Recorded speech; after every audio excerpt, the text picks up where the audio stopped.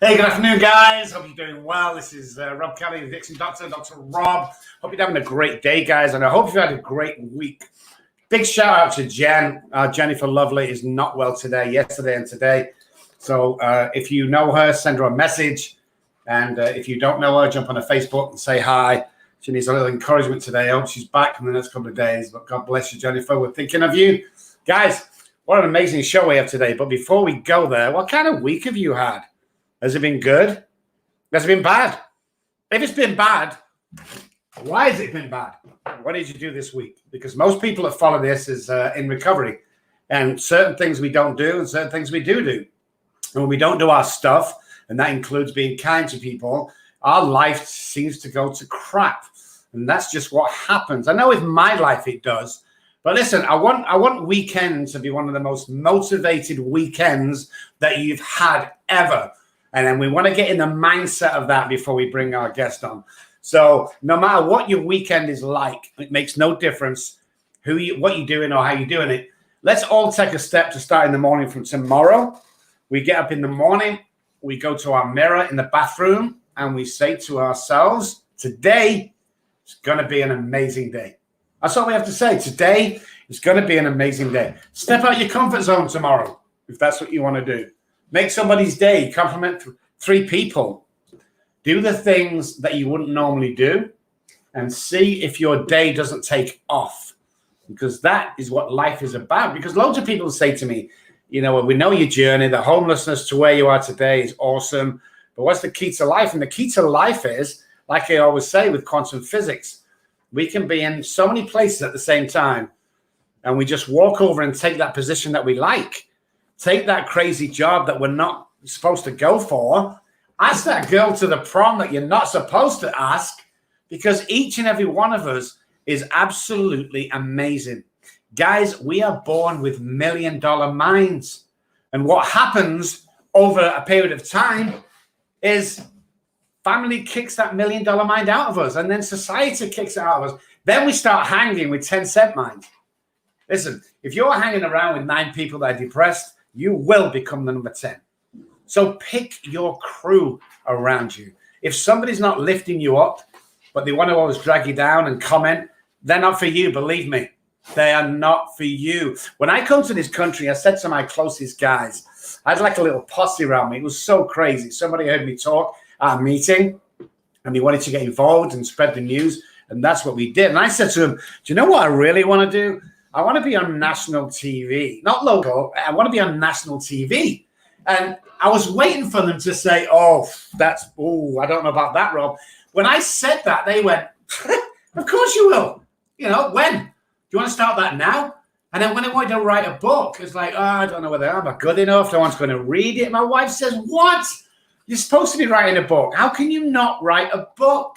And this is how my life has been. And while I've been in the US of A, is people have been lifting me up. And they're the haters out there. God bless you. I pray for you every night. They're the haters out there who always want to bring somebody down. It's not personal to me. They just want to bring somebody down because their life is terrible. And they want to make sure that your life is terrible as well. So remember, weekend is the time to change. Even if you live in a great life, go out and change somebody else's life. Because I know today it's not about me. It's about the joy I can bring to other people. It's about how I can give to the community, how I can say something. So we went to this bakery once, and it was somebody's birthday, the sober birthday, and we ordered a cake. We found the cake we wanted to order. And while we're doing that, or my assistant's picking out the cake, this older lady came out from the side, and she walked there, and she came up, and me and her started bantering back and forth. It was funny. The girl was about 80 years old. She was absolutely amazing, and we joked and we joked and we joked. So we went away and went back the next day because they had to do some special writing on it, happy birthday, Tommy, or whatever it was. And while the assistant was paying for the cake, this lady come from behind again. And she says, hey, can I have a word with you? Well, of course, my addictive mind going, oh, my God, what have I done now? But this is what she said to me. She said, I want to thank you for yesterday. And I said, oh, it was awesome. She went, no, you don't understand. She said, yesterday, so first of all, my husband died 3 months ago. And we've been together for 60 years. And then tomorrow was my first day back after 3 months off work because I couldn't face work. So she came in all nervous, full of fear from the trauma that she'd suffered with her husband dying, and me and her set into this banter, and apparently that not only made her day, but gave her a whole outlook on life, and that is what it's all about. Phenomenal. Johnathan Gay's on the show. An amazing story. And he also has an amazing story about his friend that he grew up with, which is just mind-blowing when you hear it. So we're going to get into all that. If you got any questions for Johnathan, slip me a quick message and I will ask him live on air. That's what we're going to do. So, hey, guys, Johnathan Gay is on the show straight after this.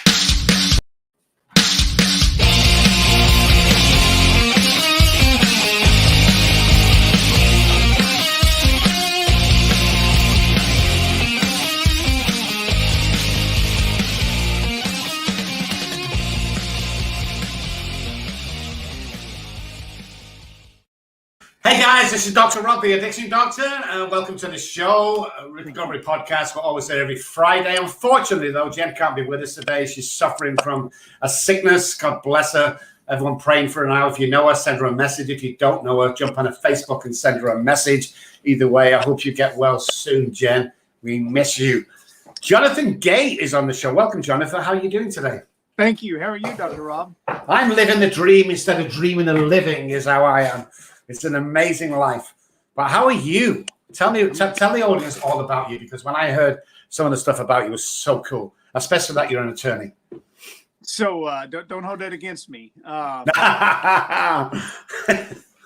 an attorney, and I'm a father. I'm an adopted father. I've adopted 3 kids, and I've practiced law in Eastern Kentucky for nearly 20 years, Appalachian, Kentucky.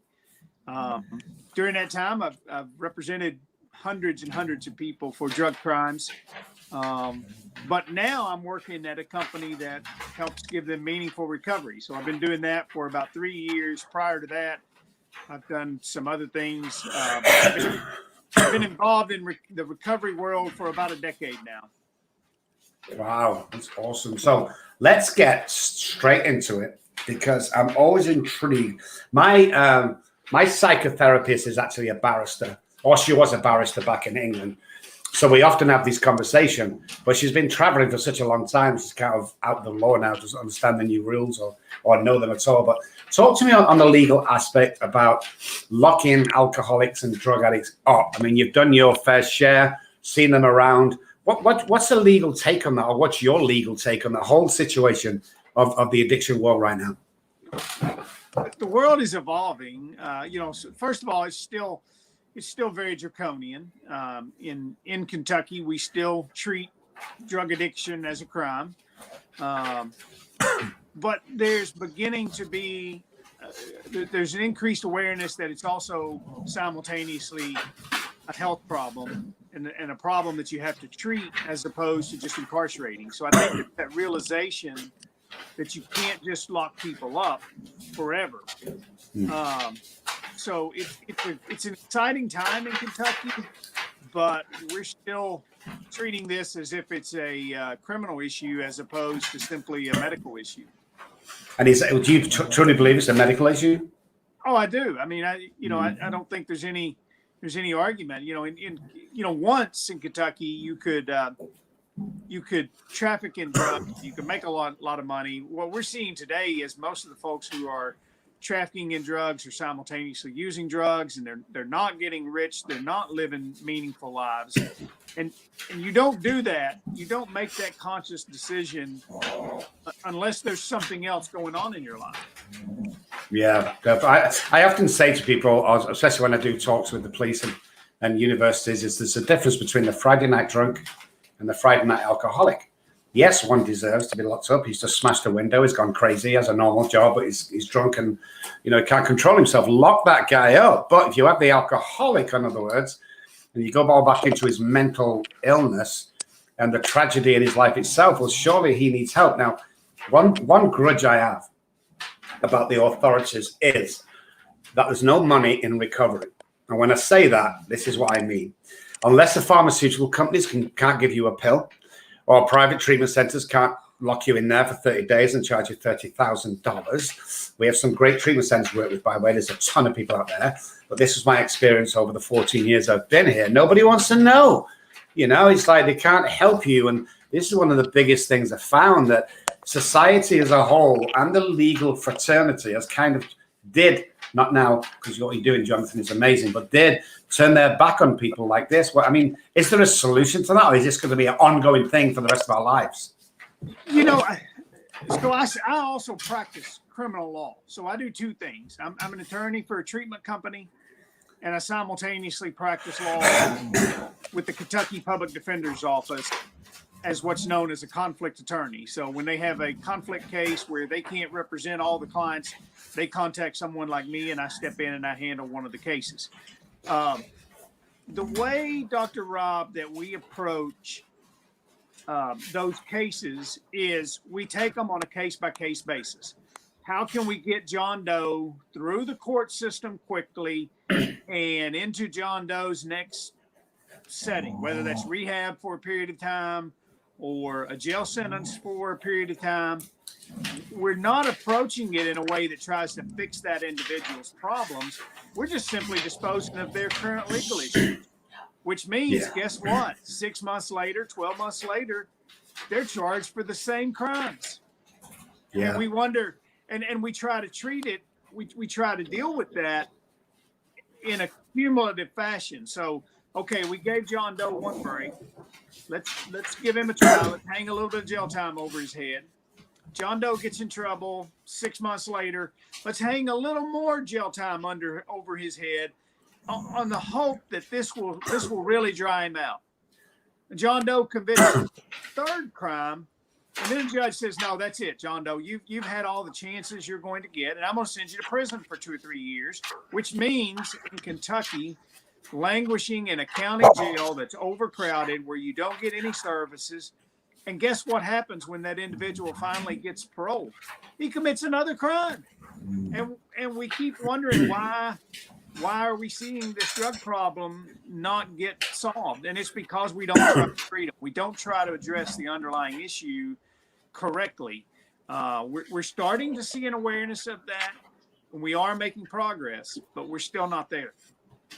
Is there let's say you was running the country, especially the health organization, or work for the WHO, what would it's not a quick fix, we know this, but what direction would you take on offenders going in and out of jail because of drug, especially drug? Alcoholics are not so much. Drug addiction is rife in our country, we know that. But what would be the first step you would take to try and solve or repair that problem? What we found at Addiction Recovery Care, I want to give the organization I work for a plug. We're at arccenters.com. And what we have found is you have to give people hope. You have to give them a brand new life. It's recovery is about changing playgrounds, playmates, and playthings. And that means for many of these individuals that grow up, especially in Appalachia, where there's a lot of poverty and where there's deficit of jobs, you have to give them a new life. And so you have to give them a new way of making a living. You have to find them a new home, and you have to continue to surround them with those recovery resources. And so I think it's that simple. I think that you have to find that individual a new way of living, and surround them with a new life. And you've got to be accountable. You have to make them accountable. So that's where the criminal justice system can be helpful. But simultaneously, you've got to give them tools they need to be able to survive. How would that look? Because there's so much homelessness. There's not, they say it's not a great budget. I heard there were millions and millions available. But there's not a great budget, because you're talking about housing, you're talking about a treatment center that can afford, so it'll be a state-run treatment center. Do you think, like the jails, we need to do more treatment centers? I'm not a big fan of jail treatment. I see the way I go in and out of jails every week, and jails are not the kinds of places where people get the kind of love they need. They need to be in a facility. In Kentucky, we have Medicaid expansion, and Kentucky Medicaid has allowed us to treat individuals. We're treating over 1,000 clients residentially at any given moment. And we give them the love, we give them the support. We're a faith-based company, and we wear that on our sleeves. And we tell everybody that they have a purpose. I think that's critical, but I don't think that the jails can do it. So how about stop building jails and start building state-funded treatment centers where everybody has a chance to recover, and the finances would go into that? I mean, it's not going to happen. Well, I don't think it's going to happen. But wouldn't that be amazing? I mean, I was homeless, Johnathan. I'd lost a big house, cars, kids, wife, holiday home, business, everything back in England. And I was homeless on the streets for 14 months. And I seen some horrific things in there. I see people getting picked up for 2 grams of marijuana and being stuck in jail for 20 years. I mean, you know, no one was going after the big fish. It was all people on the street. I saw alcoholism. I saw death almost on a daily basis. And I saw the horrific things that were going on in the streets that really nobody else sees. So that being said, the work you do now with ARC, which is amazing, by the way, looked at the website. You know, guys, you need to go to the website. I'm going to give it over in a second. Me and Johnathan will give it over. Go to the website. Do some amazing work, faith-based, great company. So do you see another side now since you've been working with ARC? I do see the other side. I did criminal law. So truly, I did criminal law before I was an attorney, because I began working with one of the highest profile criminal defense attorneys in Kentucky when I was in law school. And he would send me to local jails. You can go in and out of jails if you're working for an attorney relatively easily. So I would start going to jails. And I saw addiction firsthand as an attorney for a lot of years. What I didn't see was recovery. I didn't see recovery as an attorney until I came to work for Addiction Recovery Care. And then I was exposed, and it's not just ARC. There are a lot of great companies out there around the Commonwealth, His House, a lot of different programs that are doing the Lord's work. But I didn't see the recovery side as an attorney. Every now and then I would get a client in drug court, and I might run into that client somewhere, and they would say, "Hey, thank you for sending me to drug court. It's saved my life." So you do see those occasional wins, but you truly, as an attorney, your job is to process their cases. Yeah. And it's to get them through the court as quickly as you can. Yeah, because I know you can't get emotionally involved. I did at one time. I can't today because it kind of takes a piece of me away. So, you know, it's just, it's amazing. I think that one of the main things why we started the podcast and Rob Kelly Recovery Group's been going for many years, but is to treat people and have a program that has a spiritual side of it, very big spiritual, I believe. There's 26,000 gods. Just pick one, guys. I truly believe that you can't recover without God. That's my personal opinion. And 6,500 people I've worked with over the years all needs to have this spiritual side. So I think we need to be talking more about that as well. We need to be giving people, like you said, Johnathan, we need to be inspiring them all the time and telling them that they can do this, because for so many years, the brain has been remapped with the trauma, and also on a daily occurrence when people are going, well, you're just a piece of crap. Because that's what they said to me, Johnathan. People used to step over me on the streets. I was a prominent businessman, and alcoholism stripped everything off me. I've still not seen my daughter after all these years, my youngest. I mean, people just don't see that side, but they don't see the recovery. You know, they just, because we don't go out going, hey, I used to be an alcoholic, or I'm a recovered alcoholic. You know, we just get on with life. Because what I got told at one time is, hey, I'm 6 months sober. I was really excited. It's like, Rob, nobody really cares. You're supposed to be sober. You're not supposed to be a drunken dad. You're not supposed to stab your wife 3 times one night because she won't let you finish drinking. You're not supposed to do that. So a lot of people recover in silence and get their lives back. And I'm intrigued by the whole deal is I recover out loud. Everybody knows who I am. I announce myself as Rob Kelly in a meeting, my AM meetings, and I'm just not quiet. And I think the more companies like you are helping, you're kind of treating the problem, you know, because you're giving a solution. Because all the time people are looking at the alcohol and going, oh, if you could just stop that, John, if you could just stop this, John, you know, but no one's looking at the actual problem that there is. And the problem is faith-based treatment center. I'm going to stick my neck out, guys, and you know where I am if you want to argue. Faith-based treatment centers have more success than the average treatment center. And that's just the way it is, because I know for a fact But people in faith-based treatment centers don't do this for the money. There's not a lot of money in there, you know. When a treatment center CEO is usually on between $3.5 million a year for what? So I don't know. I don't know, Johnathan. I mean, it annoys me. So I don't know. It just annoys me.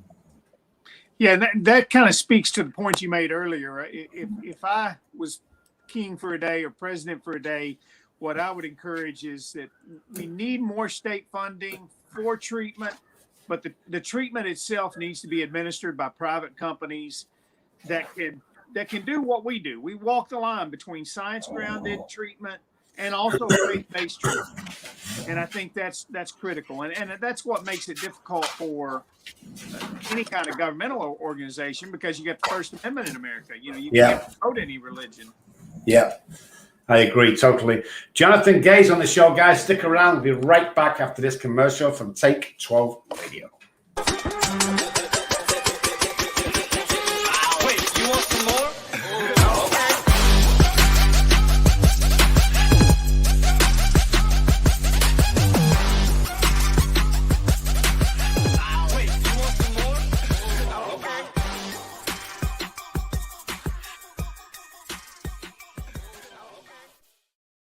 Take 12 Radio, guys, the longest running radio station in the world on the radio.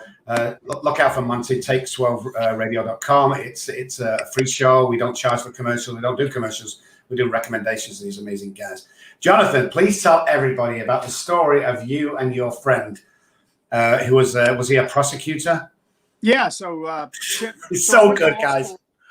This is a great story. So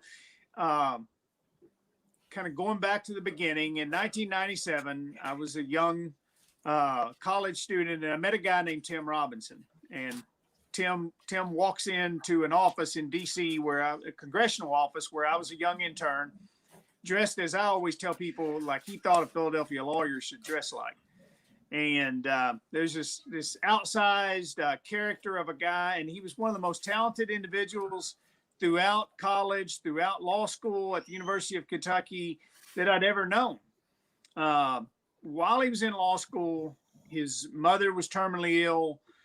He began over drinking, and he developed an alcohol problem. Tim and I went to the same parties.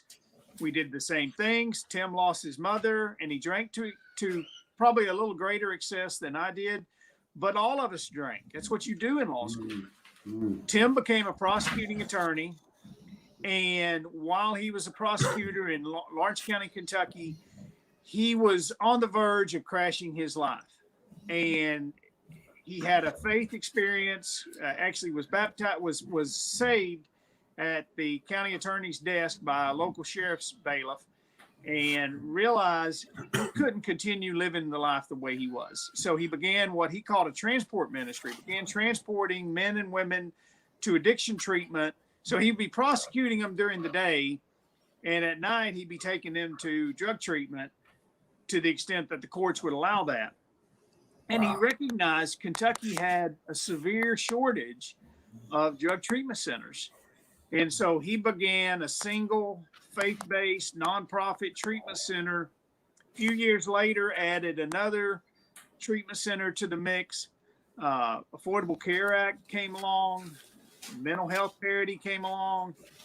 He realized that he had to grow this, could not continue growing it as a nonprofit, created a for-profit, went out and convinced investors to invest in the program. And now today, Rob, we treat over 1,000 people a day, residentially alone. At any given time, we've got over 1,000 beds full.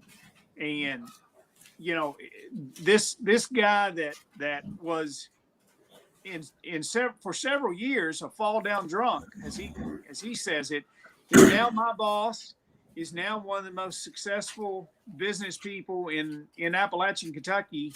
And it's because he recognized that he had a problem, and instead of allowing it to continue to be a mess, he turned it into a message. That's just amazing. Absolutely amazing. Wow, 1,000 beds, Johnathan. That's phenomenal. It's 1,000 people a day as well. Wow, man. I don't know why I didn't know about your company but we have to find out. We have to go further and investigate, because we need to do some sort of. We're trying to send people to all sorts of places. I have a handful of places that I send people to, but there's so much more that needs to happen out there. So that's amazing. While we're talking about the place where you work, why don't you give them a plug? Tell everybody what they do, because I think it's amazing. So we're Addiction Recovery Care. We're online at arccenters.com. We are almost exclusively in Kentucky. We don't have a single facility outside of Kentucky. We work closely with Ohio clients and West Virginia clients, and have some of those clients in our care, but we don't have any facilities outside Kentucky. We have over 25 facilities that are state licensed. We have a combination of phases. So we have phase 1, which is the traditional recovery rehab, 30 days. But then what we try to do is we try to keep these folks as long as we can so that we can turn their lives around. So our motto is from crisis to career. We bring people in many times, literally from a jail cell. Their very first day with their day previous was in a jail, and we take them through, and we try to hire as many of them as we can. You know, we employ many of these folks. We're over 600 employees, and probably a third of those are graduates of our program. And I'm not just talking about people working peer support specialists, which is great, but I'm talking about senior level individuals working for us in recovery, simultaneously working their recovery while they help other people work theirs. That's amazing. Absolutely amazing. We're running out of time. Johnathan, let me ask you a question to finish this off, because I think the answer is going to be pretty good.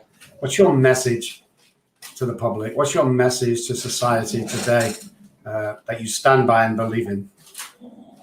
Everybody in addiction has a purpose in life. And we as a society owe it to them and to us as a society to help them get to recovery. Recovery is possible. We just have to believe in those individuals, even when they don't believe in themselves, and give them the tools they need to recover.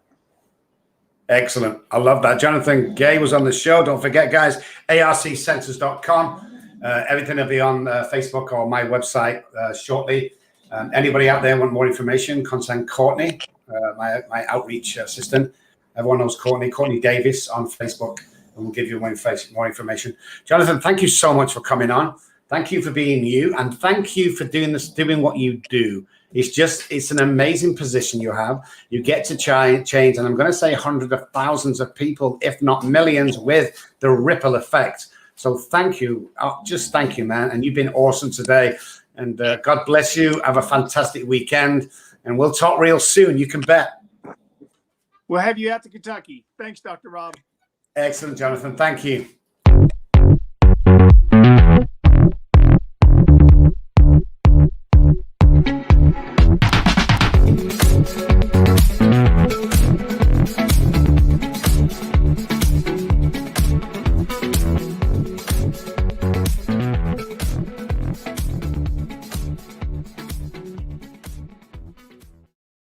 Hey guys, welcome back. Dr. Rob, the Addiction Doctor, with you. Recovery Channel Podcast is the name of this show. Give us a like, give us a shout, give us anything you want to do. I got to tell you guys, it was wonderful to hear from somebody, not an addict or alcoholic himself, but from the legal side, the legal aspect of this disease and the community and the jail system, the legal system. Because I found that really interesting. I found there was a lot of information there, but there's a lot of stuff that still needs to be done. But hey, listen, if you're sat at home and want to do something, like me, like Johnathan, like Jen, like Courtney, like Janet, like Kate, and the list goes on and on. If you want to do something for somebody today. Because every single act of kindness, everything you do for another human being enriches and enlightens you to a life beyond your wildest dreams. And that's just the way it is. I got to talk about the Ultimate Recovery Coaching and Transformational Program this will be in the second series that we're running. It starts August the 7th, as you can see down there. And it's not a coaching course for you to become a coach only. What it is, it's a transformational course to take you to a different level, psychologically, physically, and spiritually, to that next level, because we truly believe that your future clients, and there will be plenty of them, will only go as deep in their work as you do in yours. That's what Jenna always says, and it's so true. So you come on board and you do work on yourself first. We all go through that every single weekend, and then we kind of help you build a business, help you build a website if need be, and get you up and going. Because if you're in recovery, you know this is the most amazing job in the world. You know that, and you can make a living with the right marketing. It's very important that you know how to market yourself. We'll help you wherever we can. But come and join us, recovermecoaching.com. That's recovermecoaching.com. And then go to the courses on there or the events, and you can see the course. Sign up, and your life will change. Believe me, your life will change. And we'll see you, hopefully me and Jen, next Friday. But I want you to remember a couple of things, guys. First of all, you can be anybody you want to be. Anybody. Don't let anybody say you can't. Don't let anybody say you can't do that, because you can. I've proven it. Millions of people I know proved it, that life is for the taking, as long as we're kind to others and lead others into the lightness from the darkness. But we can't give away anything we haven't got. So make sure you do your work. Make sure you stay close to your higher power, and make sure that you have a fantastic weekend. And the second thing I want to say, which is very important, is empowered people empower people. And the more you get to know that, the better you realize how this whole deal works. You know where to find me, guys. rob@robkelly.com is the email. And if you want us to jump on Facebook, send me a message. Jump a shout out next week. If you know anybody who's really into this and wants to become a guest, Courtney Davis is your girl on Facebook. Contact her, and we'll get you on ASAP. There is quite a long wait to get on the show because we've got so many guest spots. Have a great week. Have a great weekend, guys. Thank you for joining me this Friday, and I'll see you soon.